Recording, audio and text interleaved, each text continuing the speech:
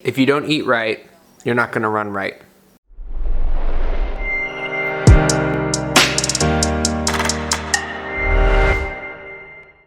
What's going on, guys? It's your boy Jay Shane, the Keto Road. I am super excited about this video. This has been a highly requested video. We're gonna be talking about nutrition as it relates to ketogenic athletes.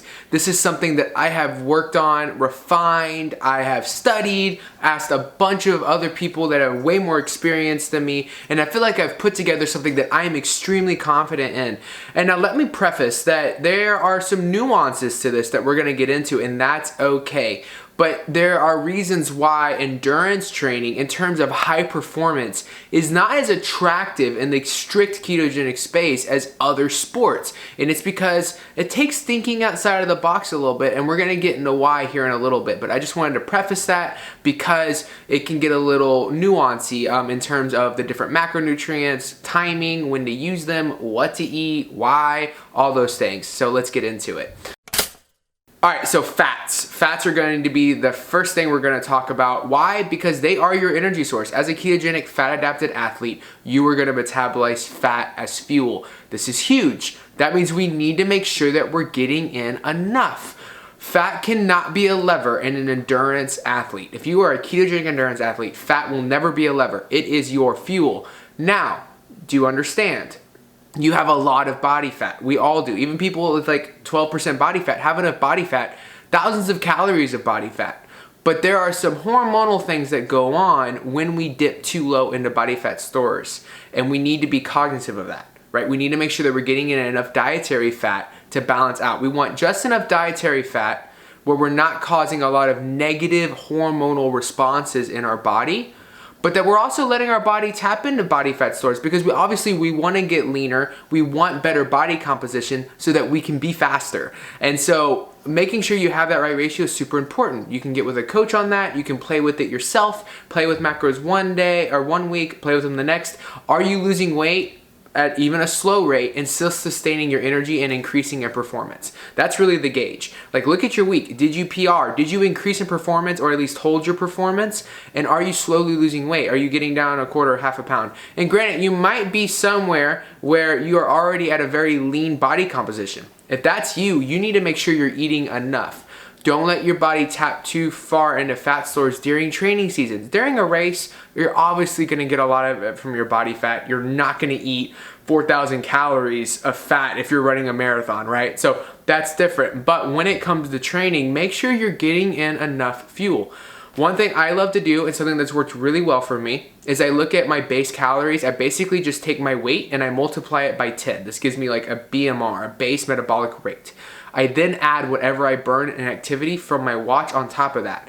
Now, realize there's some variance and 10% variance on the watches, but it's roughly accurate, and I have found it to be a very reliable source. And so I would just get 70% to 75% of my calories from fat, from the calories that I burn every day. And so making sure that you get in enough fat from your calories every day from your dietary intake is like super, super important. Quality of fats is another big thing. Guys, you can't just be running around eating Twinkies. We gotta be eating good, high quality fats. Stearic acid is a saturated fat that is amazing, and you should be getting it. If you are an endurance athlete, you should be taking advantage of stearic acid. It is amazing for mitochondrial function, and it's a powerhouse. It is a powerhouse. It's also shown to help with the release of fatty acids in the cells.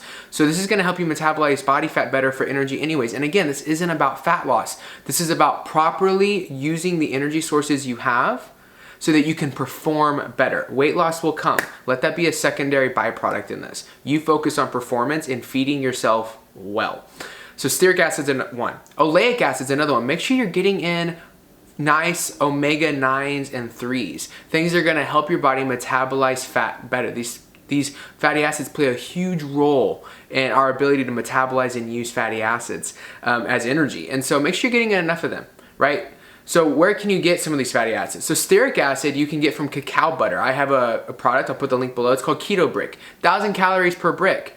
It's a good amount of calories, right? 80 grams of fat. Cut it in half, eat half of it with your 1 or 2 meals a day, depending on what you're doing, and get in that stearic acid. Red meat's also an amazing, thing for stearic acid. Saturated fat in animal meats is very high in stearic acid. So, like a steak and half a keto brick is like a bomb.com meal.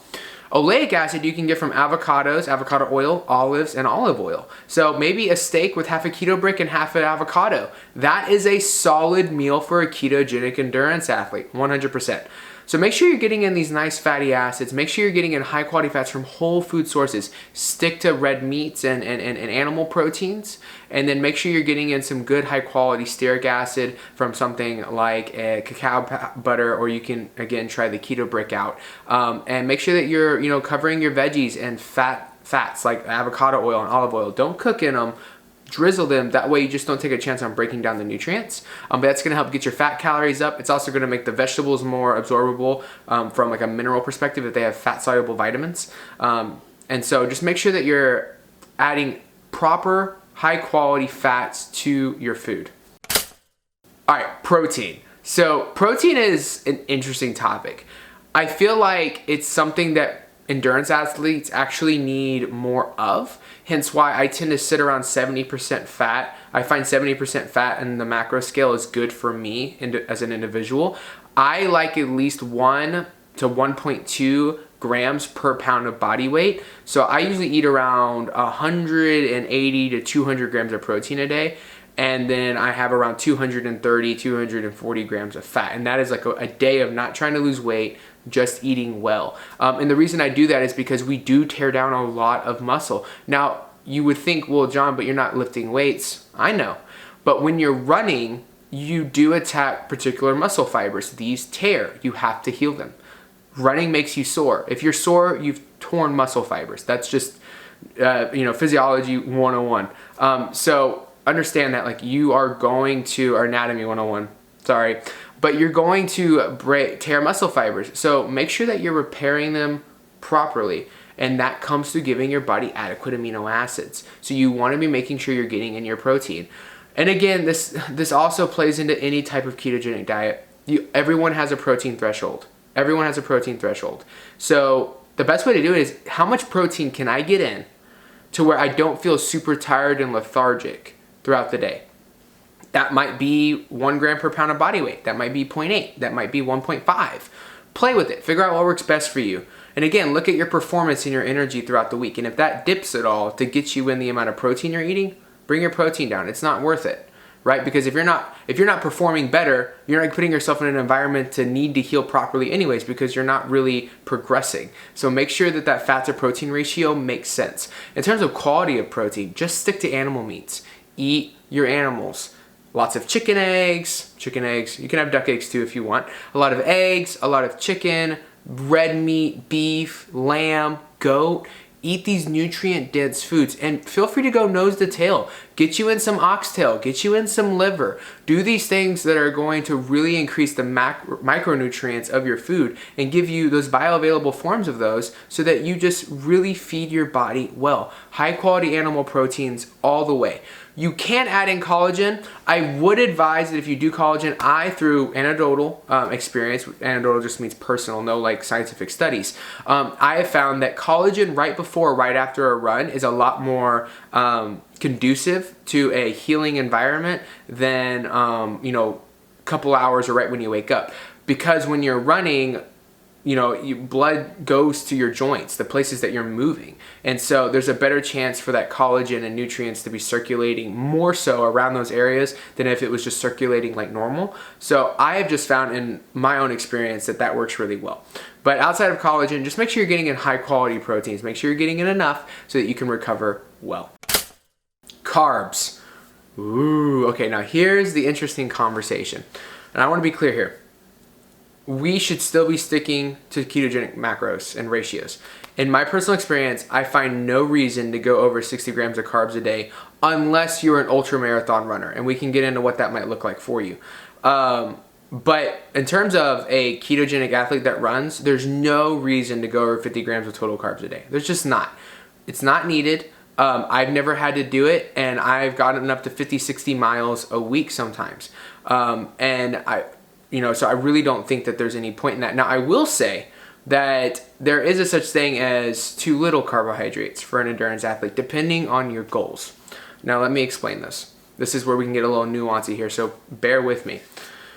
First of all, if you are trying to run long distances at a very slow pace, very easy heart rate, you probably do not need carbohydrates. You could do carnivore for whatever, carnivore would be fine, because you're not really dipping into glycogen at all. Very, very little, I'm sure, especially at a very less styled intensity, low intensity, steady state. You're jogging or walking long distances. You probably don't need carbohydrates to replenish anything at all.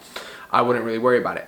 If you are doing sprints, meaning you are running really fast for short distances and giving yourself adequate breaks between sets, and you're also giving yourself adequate time to rest, I don't see the point in needing carbohydrates. You could do a zero carb carnivore diet on that as well. The conversation starts to get a little bit different when you're trying to run fast and run far. When those two come together, aka get on a podium, carbs can come into play, and probably most likely will come into play, and this is why. First of all, we have to understand that this does not go against any science that we know of to date. We know that ketogenic athletes replenish glycogen just as fast as high carb athletes after events. We know that. The conversation that needs to be had is what happens during the event. In the study that showed this, they only ran 4 to 5 miles, I believe. I'll put the study in the description below. They didn't run super far. They didn't run a full marathon, right? These athletes, these low carb athletes, are also ate anywhere from 40 to 70 grams of carbohydrates as their diet. So understand that it wasn't zero carb, and also the distance wasn't super long. Doesn't negate the fact that they still replenish glycogen off of fatty acids, glycerol molecules, and amino acids. Doesn't change that fact. But it's something that we need to look at. Because what happens during a run? Well, during a run, during an intense exercise, you're not going to have time to replenish glycogen. Your body's worried about keeping up with the exercise. Imagine squatting with a 45-pound bar on your back endlessly for an hour. We see through CGMs and other anecdotal studies that people do and experiments that people do that during the set, blood sugar spikes and then it comes back down when they rest. Well, what would happen if you didn't rest? It wouldn't come back down. The body would be expending a lot of glycogen and it wouldn't have time to properly recover for the next set. So imagine what happens when you're running. Now we have to understand that if your body ever hit 0% glycogen in the system, you would just bottom out, you would die. Right? Your body's not going to let that happen. So it has warnings in place to slow you down even if you get close to 50%. Around the 60% mark, so 40% depleted, your body's going to start really making your legs feel tired. It's going to make them feel heavy. You're going to do what's called bonking. Now, granted, as a fat-adapted athlete, you're never really going to stop running. Your body's just going to probably encourage a slowdown to a certain intensity to where you're only metabolizing fat as energy. I had that happen at my marathon. I didn't feel well like I should have. Lessons learned. But understand that when glycogen goes down, you will slow down. Okay? So what do we do? How do we deal with this as a ketogenic endurance athlete? This is where carbs can come into play. Now, hear me out. You are not eating these carbs for fuel. You are not eating these carbs for fuel. Your primary fuel source is fatty acids. Bottom line. What you are doing is you're giving your body just enough carbohydrates to keep glycogen stores from being depleted mid-exercise, which keeps you from bonking. It also keeps your heart rate down. It keeps cortisol down because cortisol and insulin share an inverse relationship, and this keeps you metabolizing fat better. So you're eating these carbs to keep glycogen up, which helps you metabolize fat better and keeps you from bonking, okay? It is not your direct fuel source. And it's really something important to understand. So then the next question is, well, how much and where from? How much? I have found with ketogenic athletes, and Zach Bitter kind of confirmed this for me. Zach Bitter is a great guy to go check out. I'll put his Instagram in the link below as well. 15 to 40 grams of carbs per hour is great for a ketogenic athlete. And to put that in respect, a lot of carb-based athletes will do up to 100 to 120 grams an hour. Obnoxious difference, okay? I have found with me, 20 grams an hour is perfect. So if I'm running a half marathon, I might have 20, 25 grams. If I'm running a full marathon, it might get up to 60, maybe even 70 grams. So that's where that idea of there's no reason to go over 50 ever. for a ketogenic endurance athlete comes from. Now, if you're doing ultra marathons, obviously you start running 4, 5, 6 hours, you're gonna go over that because 20 per hour times 5 is 100 grams. So you're gonna dip into that. And we see people like the low carb runner that have to do that for 100, 200 mile races. That makes sense. But just be really honest with yourself about what you need. So what I like to do from a training perspective is runs over 10 miles, I include 20 grams of carbs per hour. On training events like tempos and intervals, my speed work, I also include 20 grams an hour. The reason I do it on those, even though you technically don't need it, is to keep my cortisol low. Understand that training is a lot more intense over a longer stretch of time than race day. And so if you are not including carbs strategically during tempo runs, interval runs, and your longer distance runs, you're going to create a chronic cortisol environment. When that happens, you do not want to see the side effects. Depressive mood swings, chronic joint pain, irregular rested heart rate, all kinds of stuff that I have experienced and I will never go back. And simply adding in 20 grams of carbs normally during my interval runs, my tempo runs, and then 20 grams per hour for my long distance runs over 10 miles, all those issues went away. I even got into a deeper state of ketosis in my fasted numbers when I was implementing that because it was keeping my cortisol down, because my body was like, okay, I don't have to overstress to create glycogen. Because realize that for your body to know it needs to create blood sugar, your body has to release cortisol, which stimulates your pancreas to release glucagon, which triggers a blood sugar creation response. It triggers gluconeogenesis. So for your body to create blood sugar, a low cortisol has to be released. Imagine if that's really high chronically. You're not gonna like the side effects. So that's why it's important to be proactive about that, because you don't want to be stubborn like I was and then get to a place where you're really hurting yourself and you're actually not progressing at all. So then now the question is, what kinds? Whole foods, guys, and you do not have to eat rice. There's no point in eating rice. I like to stick to low sugar fruits, strawberries, blackberries, raspberries. I also do apples. I will do things like sweet potato. Those are really the four. I've experimented with honey and maple syrup, and those things are okay, but they kind of digest too quickly for me. UCAN is another one that I like. That's a good resistant starch. I dabble with both eating and drinking.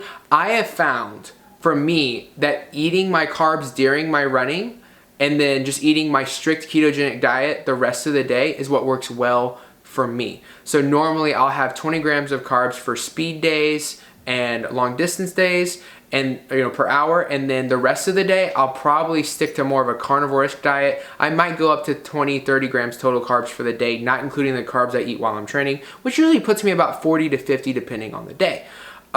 There are days where I don't, like I did a tempo this Monday of the recording of this video, I did not ingest any carbs during the run.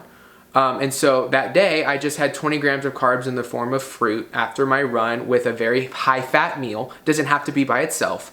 And I ended up hitting like 45 grams of total carbs that day, 220 grams of fat. It was like 7% carbs, 69% fat for the day. If I can find the macros, I will put them there. I don't know if I can, I'll have to do some digging. I might not find them, but if I do, I'll put them there. Overindulging on carbohydrates. I'm keeping it to whole food sources, and I'm still keeping it under 50 grams of total carbs a day, unless I'm running a marathon, which only happens a couple times a year.